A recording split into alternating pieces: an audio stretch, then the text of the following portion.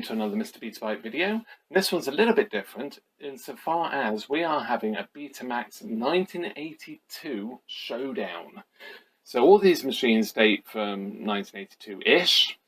We've got the Sony C6 Mark II, Toshiba V9600B, and the Sanyo VTC5000. Now I know the VTC5000 is a little bit earlier than that, but it was still being sold in 1982, so we can include it. So yeah, so starting with the C6, this is the Mark II version. This was also sold pretty much alongside the Mark I, which had the silver front, and yeah, I believe came just a little bit before the Mark II, but they were sold side by side from what I understand. And it was pretty much the first front-loading system-based Betamax machine. So, but the Toshiba was hot on the heels with the 9600B, and as you know, I'm quite fond of these machines, although I don't know whether I necessarily like them. Still not sure on that. And then of course we've got the good old faithful Sanyo VTC5000, which at its release was a really cheap video. It was the cheapest video recorder you could buy of any format when it was released. So it was really designed to go mainstream with the Betamax format. But by the time these were released, and I will show a catalogue actually, Dixons catalogue. The VTC 5000 was £349, I think it was. The C6 was £329, although that might have been for the Mark I.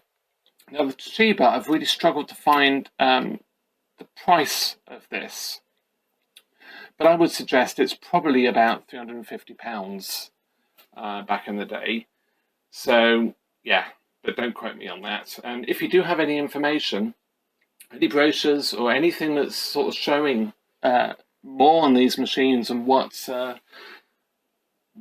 how they were sold basically, and what they cost, please do share. That'd be really great, and let me know in the comments. So with that, let's crack on. Before we look at the picture quality of each and pause and everything else, let's actually look at the features, functions and usability of each machine. So let's start with the C6. Now the C6 obviously has a front loading system. It's a very chunky machine, still very solid, very heavy. It is based on the C5, C7 mechanism, the 710 system, and yeah, it's really incredibly well built. It's nice to work on. They do suffer from headwear, but having said that, all of these machines at this age, apart from the VTC 5000, do suffer from excessive upper drum wear and headwear. At this point, the head chips were not as solid, was as tough as the later betas, so they did wear out fairly quickly, or relatively quickly. So, turning to the clock, first of all, always tickles me when you look at eBay listings. Sometimes people say that the button's been knocked off. It's not at all. This is actually for a ballpoint pen or something similar. Set the clock. And then you've got day, hour, and you've got the 10 minutes and the 1 minute, which is quite nice. So it makes it quite quick to set, which ultimately, when you had lots of power cuts, which we seemed to get a lot of in the 80s, it was actually quite handy. You could really quickly set the clock, and that's nice. Single event timer, turn on, turn off, simple as that. Time and record. And one thing I do really like is this record button. I just think this is such a lovely action, and something that Sony did get very right as far as making sure you can accidentally record over something as well. Moving on to the tape transport. This being the Mark II, it's very simple, large buttons, fast forward, rewind, stop, play, pause, and let's just put a tape in.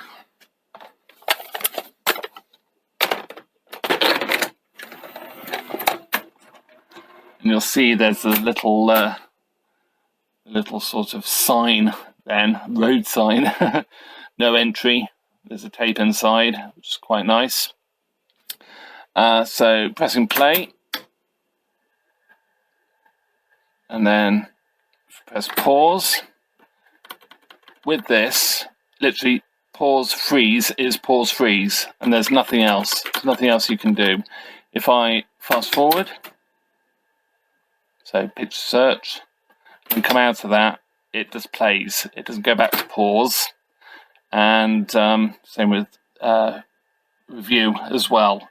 So there is no sort of advance on the pause whatsoever. So yeah, it is very basic. Tracking is under here. It's just a wheel. And then you've got video in and video out on the front, microphone input, camera pause, and a remote, which is just basically activating the pause button. So on the back of the machine, we've got the video out and the audio out, mono of course, and you'll see here that I've got a BNC to phono adapter. Sony did use BNC for video for lots of years, to be honest. And yeah, it's a little bit of a faff, but it's no biggie, and works well. Then over here we've got the RF out, and generally these days it isn't used, but on the other hand it can be very, very useful. So you know, if you want to just play back videos on a TV, modern TVs tend to actually be very good at sort of getting rid of the noise via RF, so can be quite useful. So let's move on to the V9600.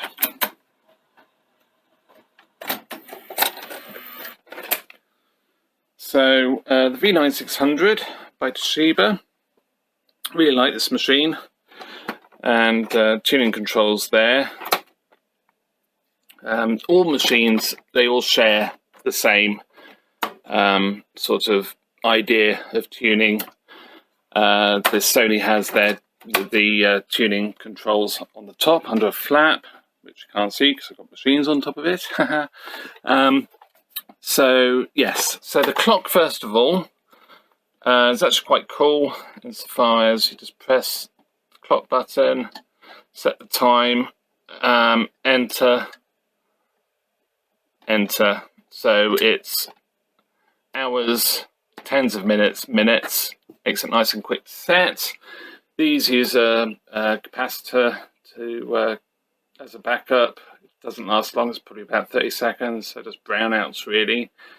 And this does have a 3-day timer as opposed to the Sony, which I didn't mention before, which has a 7-day timer, but both machines are just a single timer. So yeah, we're still in the early days of time shift recording.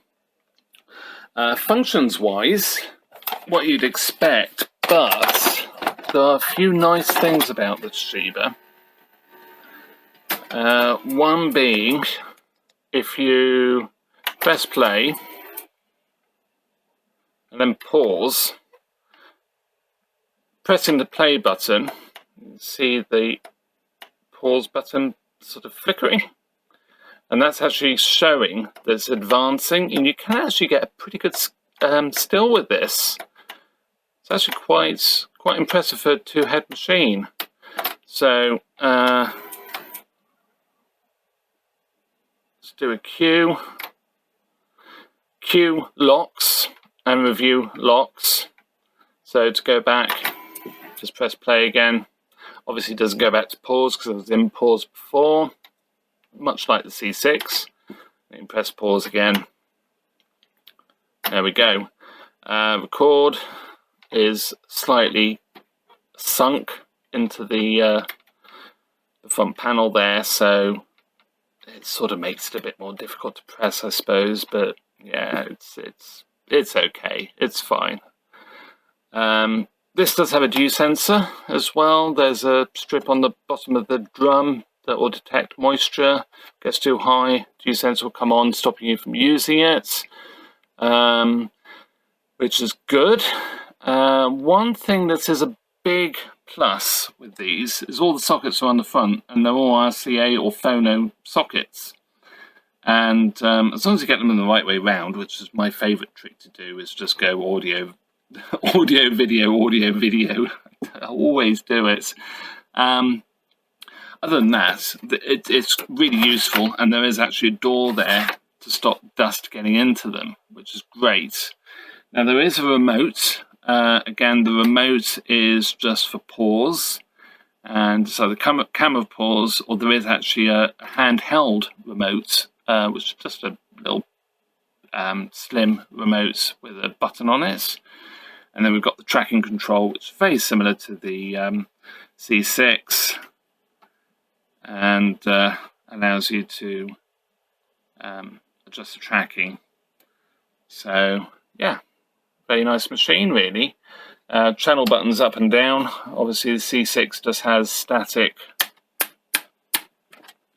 push buttons, so I always think these are a little bit more refined and less likely to give issues. Not that anybody uses it anymore, but yeah, and I always think of them as a fairly utility but well built machine, and they do the job well.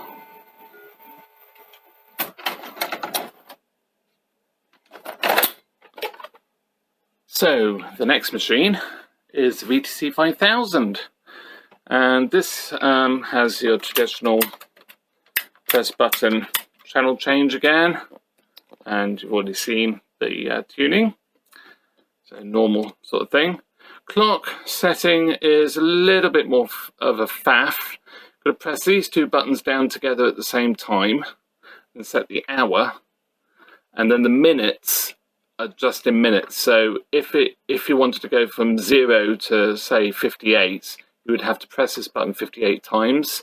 There's no tens of minutes, so it's a little bit more primitive.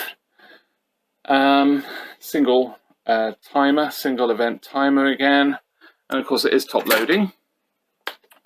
But of course what we really like about these machines, especially if we've got tapes that are a little bit abused, is they don't wrap until you press play. Now the downside of this, and what Sony have always said is an advantage of beta, is that it's instant, fast forward, straight into play. Obviously you've got a delay with this, but it does mean that the machine isn't getting its tape path components worn, and that has to be a bonus, especially in this day and age. It does make these machines sort of really quite desirable if you just want to archive off some tapes to digital, because you know they will just take the abuse. And you've got a bit of a dodgy tape or whatever, you can just skip past it without it actually running past the heads. So you've sort of almost got a tape winder type arrangement, as well as a full-blown video recorder. Downside with the VTC 5000 is if it errors, if something goes wrong with the tape, like tape jams, or there's something wrong with the idler, and idlers are a real issue with these. They don't have to be that faulty before they give trouble, mainly because of the belt. They will wrap in an error condition, which can be a real pain because obviously it wraps and then you have to try and get the tape out, and invariably the tape is ruined, damaged on that section. Now, I believe there is a modification for that. I've not been able to find it, but I'm sure I read somewhere there is. But if you get a VTC 5150, I think it is, they actually don't do that. And they also have, they're essentially exactly the same machine, but they have a reverse play button, which is actually quite cool. So it's a bit later than this. And I do have one. I will dig that out at some point and have that in a future video.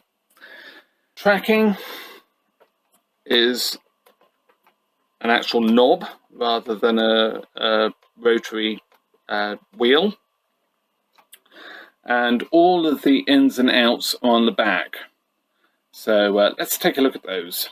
Ins and outs, very similar to Sony. BNCs for the video, and RCA phonos for the audio. You've also got channel out adjust there, and RF out as well, test signal, and there's a switch also, which people do tend to forget, that when you plug something into the back of these, you need to actually switch it over. The other two are automatic. When you plug something in, it switches it over to the inputs and turns off the tuner.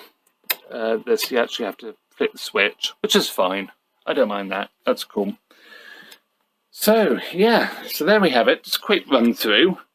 Oh, yes, I suppose we ought to have a look at what happens. So, same as a Toshiba.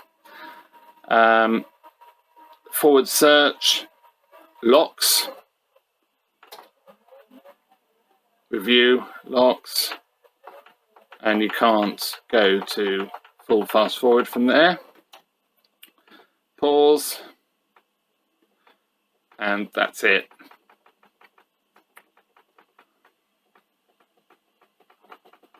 It's just pause, there's no advance. So, yeah, there we go. So with that, let's have a look at the actual picture quality of each machine.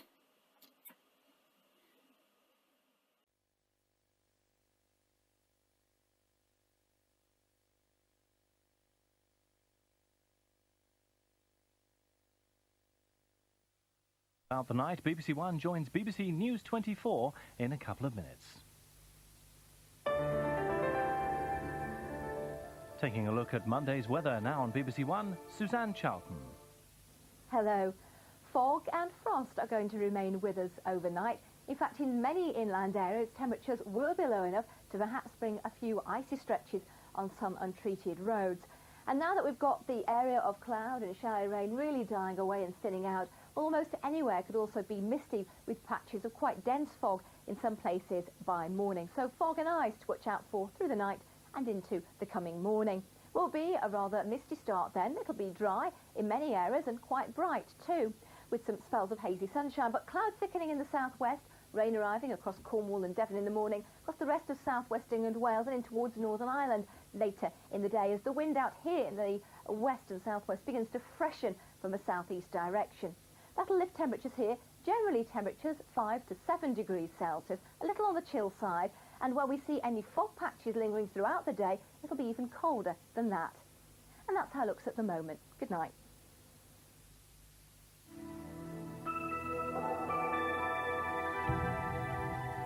Keeping you up to date throughout the night now on BBC One, it's BBC News 24.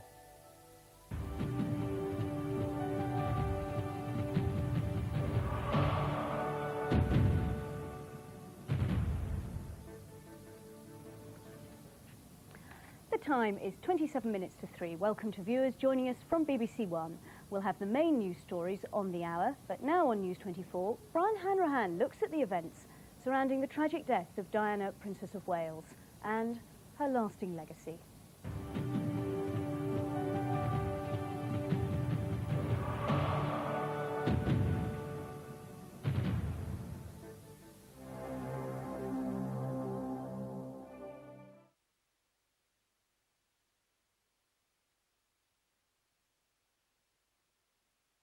World events throughout the night. BBC One joins BBC News 24 in a couple of minutes. Taking a look at Monday's weather now on BBC One, Suzanne Charlton. Hello. Fog and frost are going to remain with us overnight. In fact, in many inland areas, temperatures will be low enough to perhaps bring a few icy stretches on some untreated roads. And now that we've got the area of cloud and showery rain really dying away and thinning out, almost anywhere could also be misty with patches of quite dense fog in some places by morning. So fog and ice to watch out for through the night and into the coming morning. Will be a rather misty start then. It'll be dry in many areas and quite bright too, with some spells of hazy sunshine, but cloud thickening in the southwest, rain arriving across Cornwall and Devon in the morning, across the rest of southwest England, Wales and in towards Northern Ireland later in the day as the wind out here in the west and southwest begins to freshen from a southeast direction. That'll lift temperatures here, generally temperatures 5 to 7 degrees Celsius, a little on the chill side, and where we see any fog patches lingering throughout the day, it'll be even colder than that. And that's how it looks at the moment. Good night.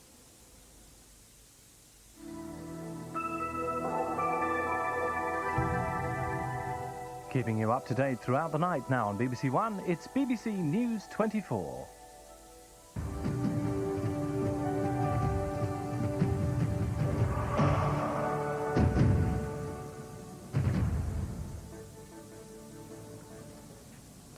The time is 27 minutes to 3. Welcome to viewers joining us from BBC One. We'll have the main news stories on the hour, but now on News 24, Brian Hanrahan looks at the events surrounding the tragic death of Diana, Princess of Wales, and her lasting legacy.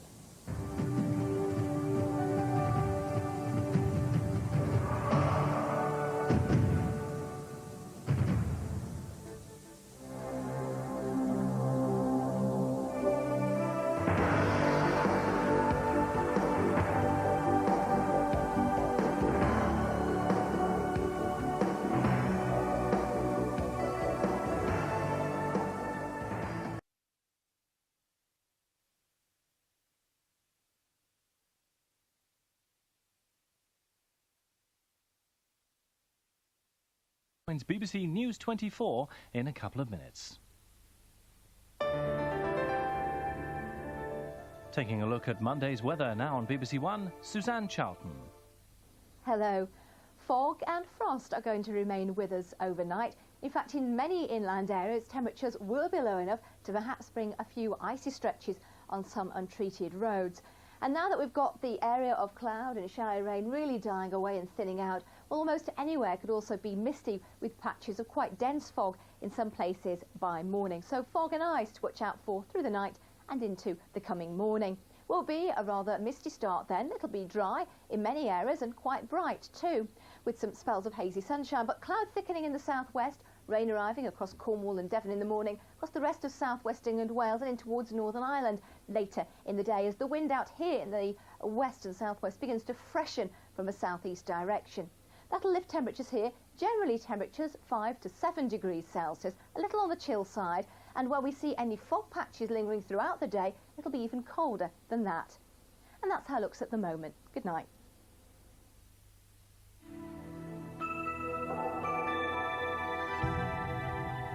Keeping you up to date throughout the night now on BBC One, it's BBC News 24.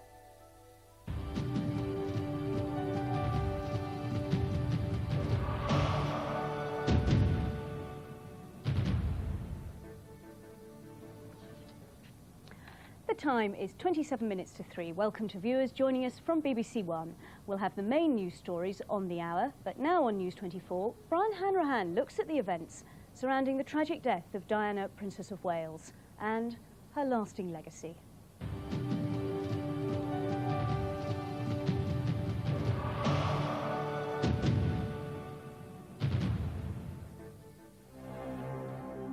So let's run through the results of the testing of the picture. Let's start with the Toshiba V9600. Pretty good results. I had to adjust the tracking to the far left. The original recording is not that great. I suspect it's done on a pretty worn machine, to be fair. The still is good, considering it's a two-head machine, and of course you can because of the ability to press a play button, you can actually advance it so you get a pretty good still. But the only problem I found with that is that the machine would then try and correct to get the best picture, and the best picture was usually pretty awful. But it could, that could be adjusted out possibly. But I will say, even back in the late 80s, I did find these machines still, you just get it right and then it would advance, and no matter what you did, I mean, I've even scoped it and gone right the way through a machine, I could never get it to actually stop at the right best picture. It would always advance until there was noise. So but otherwise playback was good. Quality was, I would say, fair. But there was sort of colour banding, which is something I've always noticed with these machines. With certain tapes, especially pre-recorded tapes or tapes recorded on other machines, you get some colour banding, especially on the reds. So yeah, it depends. It depends how you feel about that, whether it's a worthy contender. So next, let's go on to the VTC5000. So great results, sort of. Obviously, the pause is black and white, which is, honestly, it's out of the camp on this one. It's just a pointless pause. Still, you wouldn't want to do anything with that at all. So that's that. But playback was actually surprisingly really, really good. Considering it's a budget machine, the playback was really crisp, really nice, and this machine is actually, I suppose, fairly well used. And yeah, it still performed really, really well. Again, the tracking was way over to the left, same as the Toshiba, which matches up with what we know about the original recording that we were testing with. So it's consistent, and shows I did my job. But yeah, I would say it's a very worthy contender, and definitely worth considering if you're just going to archive some beta tapes. You've got a whole stack of them. You would be hard pushed really to not consider a VTC5000, especially as they are quite a bit cheaper than the Sony kits. But in my humble opinion, not quite as nice to use. And again, they do use that SDK power supply chip, so long term you have to be a bit wary of the fact that that's in there. So next, the Sony C6 Mark II. Actually really good results. Again, tracking to the far left, so all machines sort of giving the same results, which is great. Still is good considering it's two head, but of course there's no way to actually sort of step forward in sort of increments to actually try and get a better still. So it's just what you get is what you get. And yeah, sort of trying to get a freeze frame on a specific area of video is actually quite difficult because there is a delay when you press the pause button. But that's not really a big issue on these machines because ultimately the still is never going to be that great. So I think we can let it off. Playback though, I have to say, out of the three, was really, really good. It was crisp, the colour was good, no colour banding. It just had like a natural softness, a natural colour to it. It was just that little bit better than the other two machines. And I know they're 40 years old, and we don't know the full history of all these machines, but this is very much what I found back in the day. I didn't actually come across my first Sony until the early 90s, and I repaired a Sony C6 Mark I servo issue, so all the caps. But otherwise, really tidy machine, and I was blown away with the quality of it, to be honest, compared to the VHS machines. And I have to say, the C6 is a really great machine. So here we have the Dixons catalogue from just before Christmas, 1982. And Dixons was a UK company, part of the Currys Dixons group in the UK. And yeah, here you can see what was on offer. So we've got the Sanyo Beta, which is the VTC5150. So it's the model up from the 5000, but it's essentially the same machine. And you see there, $249.99. Then Sony Beta, no picture, interestingly. C6, I'm guessing probably a Mark II, maybe a Mark I, doesn't say. List price £399.99, and Dixon's deal price £329.99. So yeah, obviously trying to sell those off.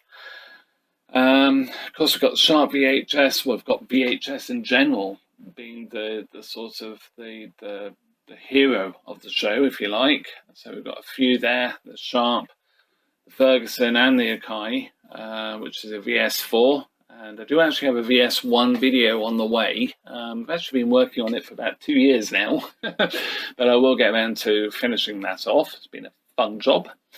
So, and also we've got a compact machine as well, JVC Compact, which is actually quite a nice unit, and yeah, sort of precursor to the infamous red JVC all-in-one VHS C machine that Back to the Future fans will know and love. So, but yeah, it's quite interesting that over the page we see tapes here. So we've got VHS tapes E180 at $6.99 each, and the L750 also at $6.99 each. So you're getting what, 15 minutes extra or so for the same price. And you can also buy a 3-pack for 20 quid, or $19.95. But you can really see that Betamax is really losing the race even at this stage. The offers are starting to really come into their own for the VHS machines. You know, you buy a Sharp video recorder and you get a free cabinet. Wow, which is actually quite impressive. Let's just go back to that.